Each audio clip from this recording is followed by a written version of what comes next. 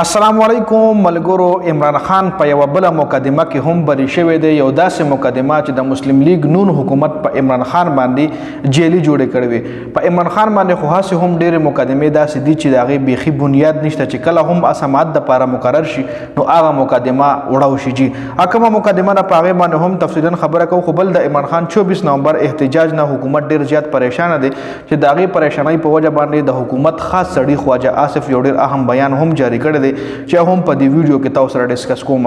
ټول لومړنۍ د عمران خان چې کومه مقدمه کې بری شوی دی په هغې باندې تفصیلا خبره کوو. عمران خان په یو بل ډېره غټه مقدمه کې بری شو. مسلم لیگ نون حکومت په عمران خان باندې یوه داسې مقدمه جوړه کړې وه چې مسلم لیگ نون حکومت وی چې عمران خان په وینا باندې 1200 کسان رايوځای شوي او هغې په پولیس باندې حمله آور شو. نو په دغه مقدمه کې بیا جج صاحب ووي د هغې مقدمې ټرایلز پرون چلیدلي چې جج صاحب ووي چې 1200 کسان رايوځای کېږي او په پولیس باندې حمله آور کیږي نو بیا په دغه حمله کې پولیس ولې نه زخمی کیږي؟ تاسو خو یو پولیس هم د زخمی ریپورت نه درج کړي، نه پکې یو پولیس شهید شوی دی، نه پکې پولیس زخمی شوی دی، نه پکې داسې نور څه نقصان شوی دی.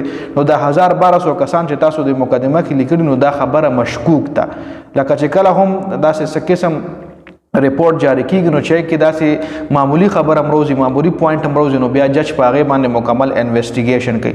نو دلته جج ویلي دی چې څنګه 1200 کسان رايوځای شو او په پولیس باندې حمله وکړو، پولیسو له پکې نقصان نه دی رسېدلی، نو دا خبره مشکوک ده. نو دا کیس کې عمران خان بری شو ځکه مخالف وکیل ته د عمران خان چې کوم مخالف وکیل و هغه سره هیڅ قسم دلایل نو جي.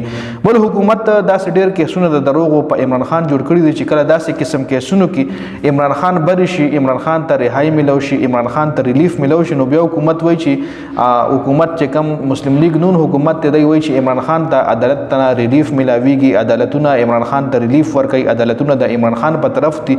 حقیقت کې چیف جسټس قاضي فیض عیسی چې مسلم لیگ نون ته څومره ریلیف ورکړی او مسلم لیگ نون ته څومره کیسونه ورکړي په تاریخ کې داسې یو جج نه دی کړی کم جج چې کم چیف جسټس قاضي فیض عیسی چې د بل مسلم لیگ نون حکومت ته غټ ریلیفونه ورکړي. جي خبل د عمران خان 24 نومبر احتجاج حواله سره حکومت ډیر زیات پریشان دی. حکومت له واضحه پته ده کچره د 24 نومبر احتجاج کامیاب شو نو د عوامو باندې ډیماند دا وی چې د مسلم لیگ نون زموږ چې د کوم حکومت ته دا ختم شي. نو په دې وجه باندې د مسلم لیگ نون حکومت د 24 نومبر احتجاج نه ډیر زیات پریشان دي. د حواله سره خواجه آصف هم بیان جاری کړی دی. خواجه آصف ویل دي چې موږ مذاکراتو ته تیار یو، موږ عمران خان سره پی ټی آی سره هر قسم مذاکراتو ته تیار یو، چونکه مخکې به هم دی حکومت وی مسلم لیگ نون حکومت په وی چې پی ټی آی چې کومه ده د دشمن د ملک دشمنه پارټي ده، د ملک سره دشمنی کوي، ملک سره غداری کوي. اوس عماغه پارټي سره د مذاکراتو ته تیار شوی دي صرف او صرف د احتجاج په وجه باندې. بل چې کوم مذاکرات چې کوم خواجه آصف یادوي چې موږ مذاکراتو ته تیار یو نو په دې وجه باندې وای د پته د کچري د عوام وروته د بډومنه ډیماند دا وی چې د مسلم لیگ نون حکومت ختم شي. د خپل حکومت خطر کې ښکاری نو ځکه دغه احتجاج نه یاره کوي.